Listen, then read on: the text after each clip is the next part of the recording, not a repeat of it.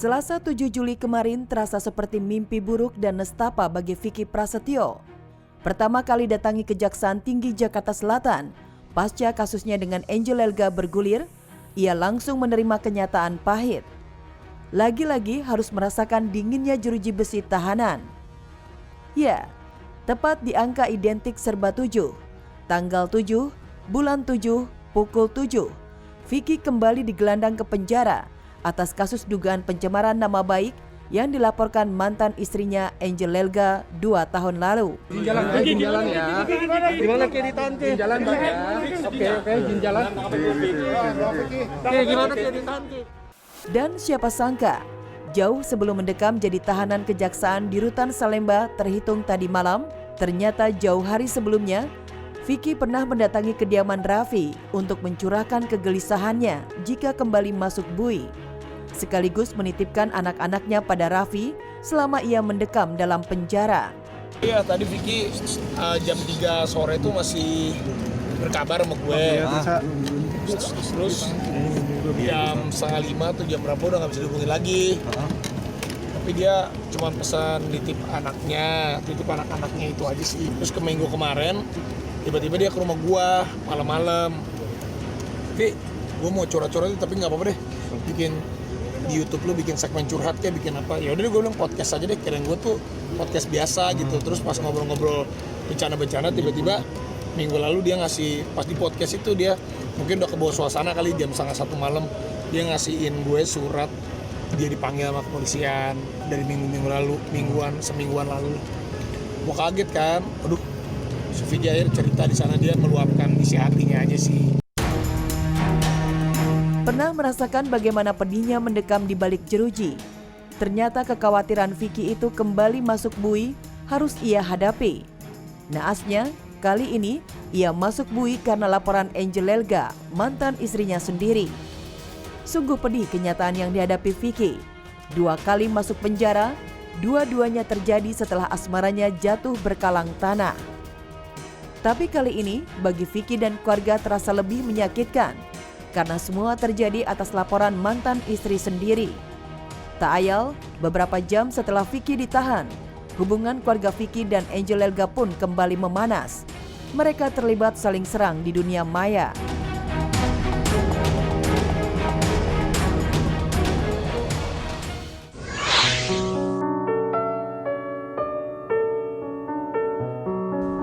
Mudah-mudahan aku baik-baik aja.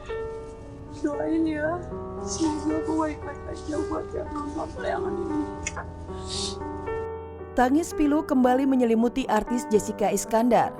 Belum usai kesedihannya karena pernikahannya dengan Richard tertunda, Jedar harus menerima kenyataan pahit setelah menjalani pemeriksaan medis lantaran jantungnya sering berdebar-debar. Ternyata Jedar disinyalir mengidap penyakit yang sama dengan almarhum Olga Syahputra, kelenjar getah bening.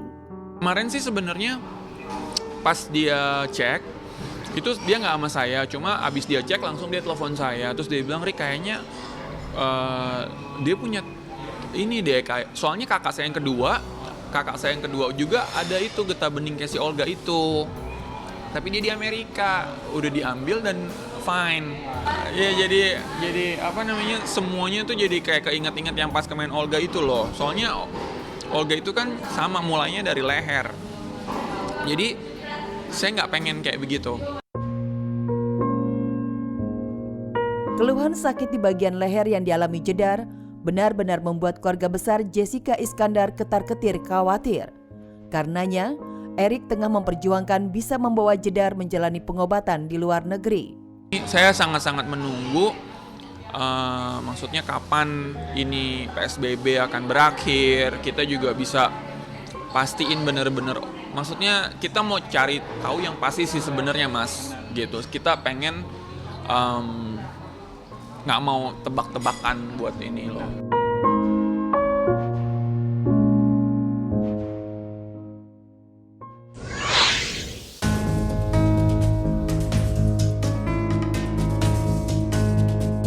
Pengakuan mengejutkan datang dari biduan dangdut Inul Daratista.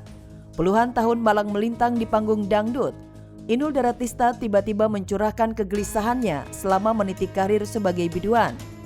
Menurutnya, Persaingan di dunia dangdut baginya terasa begitu tragis dan sadis.